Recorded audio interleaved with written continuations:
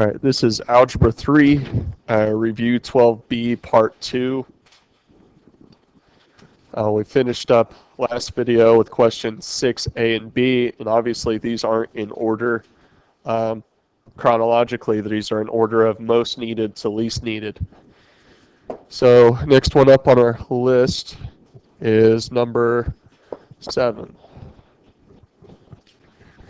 Okay, number 7 is 1/2 log 16 plus log x plus 2 equals 5 log 2.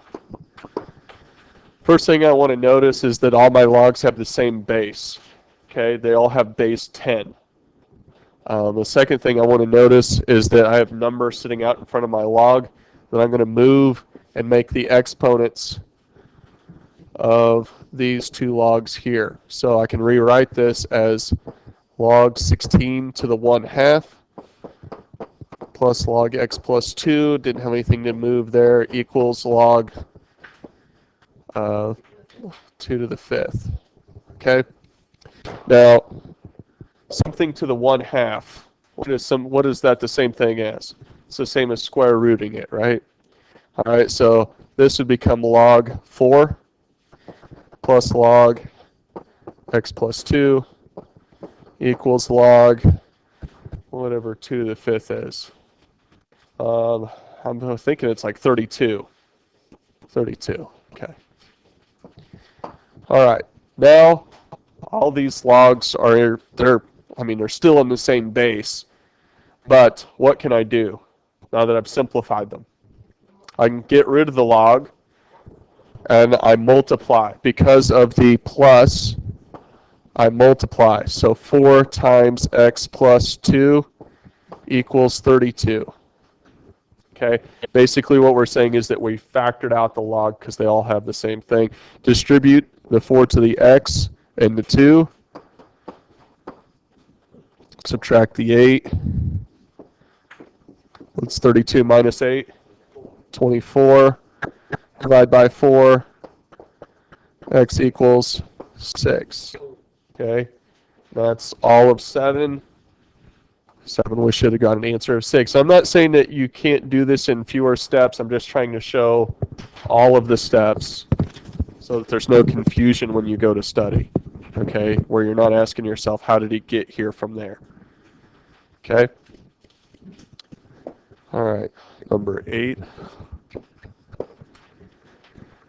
Okay. Log base 8. Okay. Equals 2/3 log base 8, 27. Really, it's not any more complex. The only thing that we need to do here is go ahead and set that up like that. So we've got log 8, log base 8 of x minus 8 equals, and so 27 to the 2/3. That would be the same as what? Well, you could probably figure that out on your calculator, right? You got 9. Okay, we could talk about equivalent forms because I think 27 to the 2/3 is the same as the cube root of 27 squared. You'd get the same thing. It's not really all that helpful here, especially when we can do that much of it in my calculator. Okay, so what did we say that was? 9? 9. So we got log base 8 of 9. Over here we got log base 8 of x minus 8. Okay? Same basis, so what can I factor out? Log base 8, right? Leaving me with x minus 8 equals 9, right? Because there's no addition or subtraction, become multiplication or division. Add 8, x equals what, 17? Is that right? Okay. That is not the, is that not the answer they got?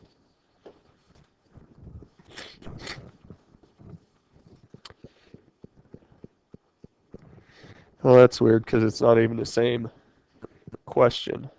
that the book shows. What was on the answer key? Does anybody remember what 8 said? I might still have it pulled up. Just want to make sure I'm not wrong.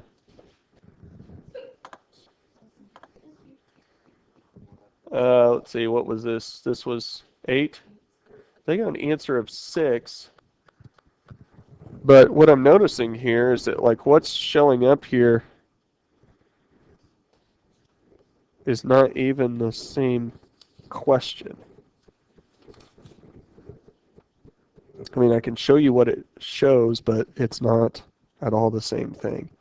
So, as far as I can tell right here, 17 is correct. Okay. What I might do is show you the question that's here. And I'm kind of interested. Yeah, probably. That's probably why everybody got it wrong. I'm going to double check 12B. Yep. Yeah, it's not at all the same thing. Hold on. All right. I'm going to show you an alternate 8, and the only reason I'm going to do this is because if you got a question like this on the test, you know what I mean? I wouldn't have wanted to study the wrong thing. So the 8 in here in the answer key is 3 log base 8, 1 equals 2 log base 8 x minus 5. Okay, you can see this is what this book says that question was. They're not at all the same. Okay, so you're making this 3, making that a 2. So we're getting log. The only thing I can see that's similar about them is the log base 8. Well, 1 to the 3rd power is still just 1, right? This is x minus 5 squared. The one thing I know you guys should know this by now, but people oftentimes make the mistake. X minus 5 squared, is that the same thing as x squared plus 25? No. Okay, we need to FOIL it. Okay, so we got log base 8, 1 equals log base 8, what, x squared minus 10x plus 25? Something like that. Okay, we can get rid of the log. We get 1 equals x squared minus 10x plus 25. And you can see where we might want to see a question like this because it's vastly different than the one that we got. Okay, we need to subtract 1 here. So we're getting x squared minus 10x plus, what, 24? Probably want to do something along these lines, xx. It'd have to be what, minus minus, right? 6 and 4. Okay. Right. Now, this is technically true to the quadratic, okay? But one of these answers is correct and one of them is incorrect. Let me explain, okay? I cannot have a negative log. So if I plug 4 back in for x up here, I would get 4 minus 5 would give me negative 1, which is why the answer is 6. Okay? So you need to check that. If you get 2 answers on the test, you need to plug them back in up here. You don't have to solve the rest of it. You just need to be able to see that, okay, if I plug in 4 there, I'm going to get a negative number there, and I can't do that with a log. Okay, does that make sense? So hopefully covering this question will help you out. All right. Next one up is what, 11? All right.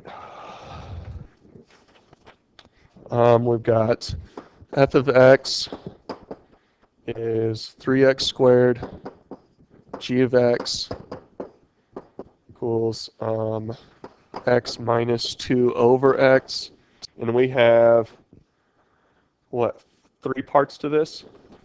Okay. So A wants f minus g of 2. Okay.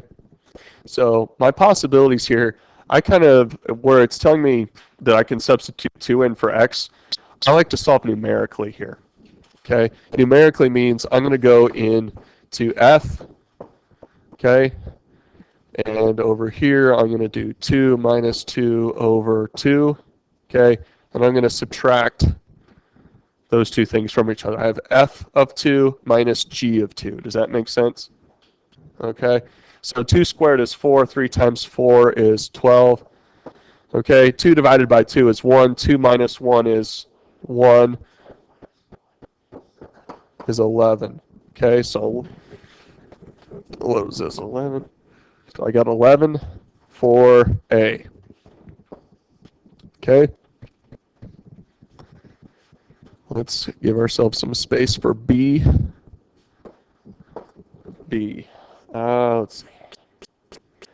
F divided by G of 2, right?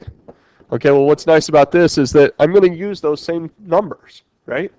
All it is 12 divided by 1 equals 12.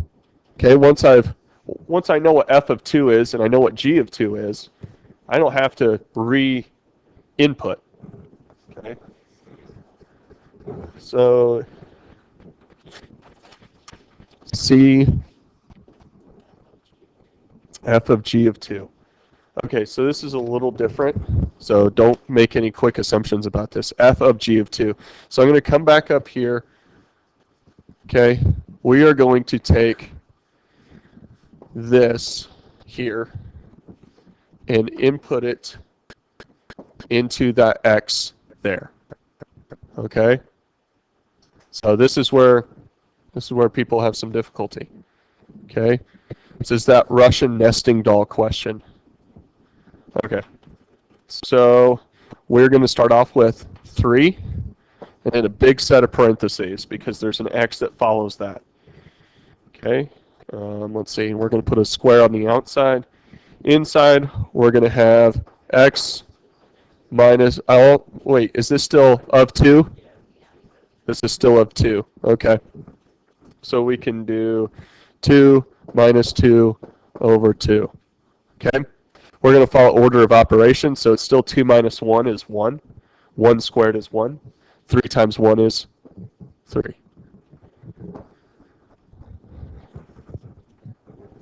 Does that make sense? All right. All right, after 11 is 12. Find the standard form of the equation of a circle whose center is 4, negative 4, radius equals 6. Okay. The standard form of the equation is x minus h squared plus y minus k squared equals r squared, right? Okay, where h is positive and k is positive, they show up negative in the equation. So I'm going to write x minus 4 squared because 4 is positive, plus y plus 4 squared because my y is negative. Okay, equals 36, or 6 squared. Those are your only alternatives are when dealing with the radius. I would say just go ahead and square the radius. Okay? No real extra work to do there. Your answer is just the equation. Okay, 13. Sketch the graph of the function. We have f of x equals 1/3 to the negative x minus 1. So what you're going to do here, you're going to break out your graphing calculator. Okay, we're going to type this in, y equals, do parentheses, 1 divided by 3, close parentheses, caret. Now I need all of this in parentheses in my calculator, negative x minus 1, close parentheses, graph. Okay, shows me an exponential increase. Okay, so I can come over here. Okay, I'm going to show something like that. I'm going to come over, right, and I'm going to do a table of values. Okay, Let's see. So I'm going to hit second graph, which is also a table. All right, I've got negative 1, 1, 0, 3, 1, 9, 2, 27. All right, give me 3 or 4, enough to go on. I know you've got the right stuff. Okay? Okay. 15. 15, how many three-digit counting numbers less than 700 have digits that are all even? Okay? Three-digit counting number. Okay, so we've got 3 digits here. I'd really like to not have to talk over you. Less than 700 digits are all even. Okay, so we're going to start with 2. 0 doesn't count. Not in the first spot anyway. 2, 4, 6. Okay, I can't go any higher than 6 because it's got to be less than 700, right? So I have 3 possibilities. Okay? Now, I can do 0 here, so I can do 0, 2, 4, 6, 8. Okay, so there's 5, and there would be those same 5 for the ones digit, so 3 times 5 times 5, or 75. So there's 75 different options there. This is what, question 15. Should be pretty easy to do. Any questions about that? Okay. I find that writing out the options helps me make the most sense out of it. So if you need to see, 0, 2, 4, 6, 8, for it to make sense when you go back and watch the video, because I know several of you probably will watch it but won't listen to it, in which case you're going to miss information. Okay, 5. All right, 5 has an A and B. Determine whether the graph of each equation is symmetric about the x-axis, y-axis, or origin. A shows you a graph that looks like this. Okay? Is that symmetric about the x-axis?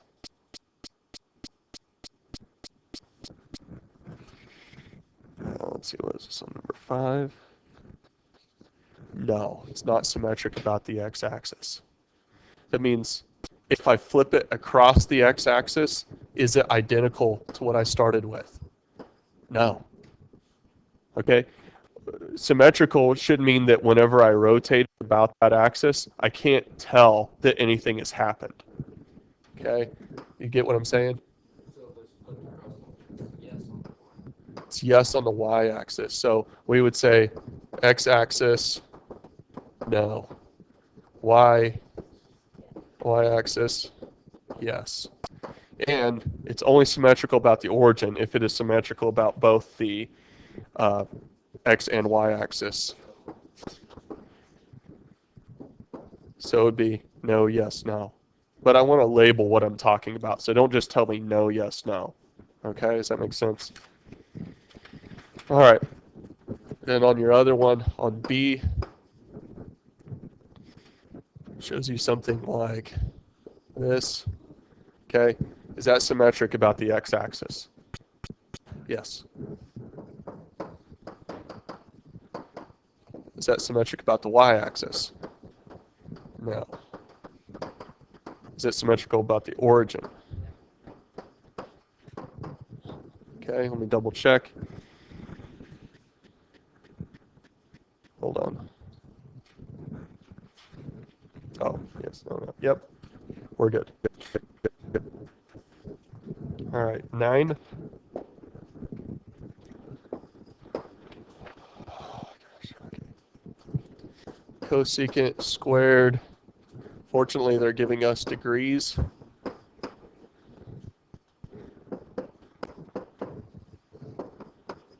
But we're going to have to reduce them. Okay. I mean, if you, hopefully we know this, 360 times 2 is 720, right? So, and the negative means I'm going this way, all right? So, if I just kind of follow this, there's negative 360, there's negative 720, and I'm 30 degrees past, right? So this is a 30, 60, 90. Okay, where this is -1, radical 3, and 2. Correct? Does this make sense? Okay. So cosecant is opposite to sine. So we would do hypotenuse over opposite. So 2 over -1 or -2 squared. So I should get 4. Correct? Okay. Hopefully you guys are talking about this. Okay.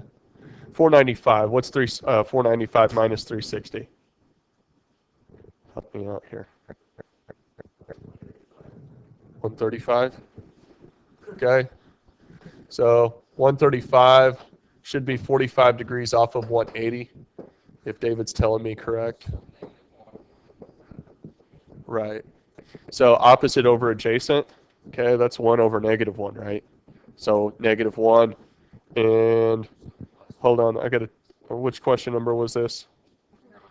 9. Okay, now notice that it doesn't say tangent squared, right? So this is just plus -1, okay? And then we have cosine 630. What's 630 minus 360? 270, okay? So 270 is right down here, right? Cosine is the x-axis. So what's the x-axis value? 0. So plus 0. So my answer is 3. Okay, double check. Number 9. Number 9 is 3. Okay, 14. 14, sketch the graph of each function. You should be able to tell on A that this is going to be an absolute value.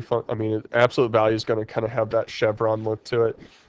This is similar to, like 13 in that I'm just looking for 1, a sketch of the graph, and 2, a table of values. Do I need to do this in front of you? Do you want to see it? You might need to see some of the calculator functions that you would use. Okay, so, all right. This g of x has absolute value of x plus 2 minus 3. So let's see how to do that. Okay, so first off, I'm going to hit math. I'm going to go over to number. I'm going to select 1, which is absolute value. Are we hearing what I'm saying? Okay. Okay, so I'm going to close up that set of parentheses. Those sets of parentheses represent absolute value bars, minus 3, and I'm going to hit graph. Okay, I get that chevron or that V look. Then I'm going to hit second graph. I'm going to get I'm going to get a table of values. Okay. Notice how I have -1, 0, 1. Okay, that's probably, those 3 coordinates are probably real good ones to use. Okay, because you'll notice everything kind of goes to the left and right around that. Okay. All right. Let's see. I'll leave that one there. And let's see. Let's look at 14b. We're going to do 1 divided by, and I'm going to use a set of parentheses because I want to divide it by everything below it, not just one thing. We hit math, number, absolute value. X plus 2. Close that set of parentheses, minus 3. Close that denominator parentheses. Hit graph. Okay, and I'm getting something that looks like that. Okay, so I have these vertical asymptotes. Okay, now I can't go to the table of values with both graphs in there. Okay, so you're going to want to clear one out. All right, does that make sense? Huh? Let me see what it does if I do. Okay, so yeah, it gives me this guy over here. Okay, so does that give you guys enough information on how to set that up? All right, 17.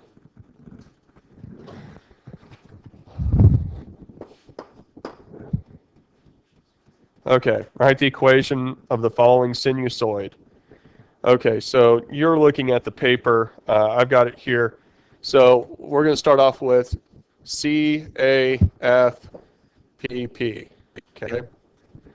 Center line. What's the center line here? What is halfway between 2 and -4? What's 2 plus -4 divided by 2? Yep, -1. And the reason I want to do that is because it kind of looks like a -1, but it's hard to tell whether or not that's just a dash or if that's truly a negative. So do we understand how to figure that out?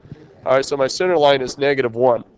Now, amplitude. Am I going up or am I going down? As I cross the origin, I'm going down. And I'm going down from -1 to -4. So my amplitude is actually what, -3? Yep. And my function, is it a sine or cosine function? Sine function. Okay. And are we using x or theta? X. And let's see, are we going through one period in 360 degrees or more or less? Okay, how can you tell? Because it crosses again at 2 pi. All right, so we don't need period change. We don't need phase shift. So my equation is y equals -1 minus 3 sine x. Okay, 17. Okay, does that make sense as you guys are looking at the page? Any questions there? Okay, last question, number 18. 18. Similar, okay, same basic thing. So CA,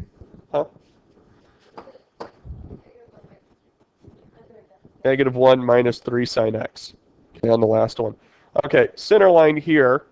Okay, notice that it has a peak at 10, a trough at -10. So what's the center line? 0. 10 plus -10, right? 0 divided by 2 is 0. So nothing needed there, right? The amplitude, is it positive or negative? Positive because it peaks. Well, it has a peak on the y-axis. So its amplitude goes from 0 to 10. So what's the amplitude? 10. The function, is it sine or cosine? Cosine. Theta. Okay? I'm going to ask you to look for that. Okay? Don't just assume it's x. Look for what's there. So we should get y equals 10 cosine theta. Okay, I'm going to check 18, make sure that's right. Y equals 10 cosine theta. All right, that's it. I don't see any other questions up here that you guys asked to see. That's probably all 20 of them. So I'm going to hit stop and I'll send the video out.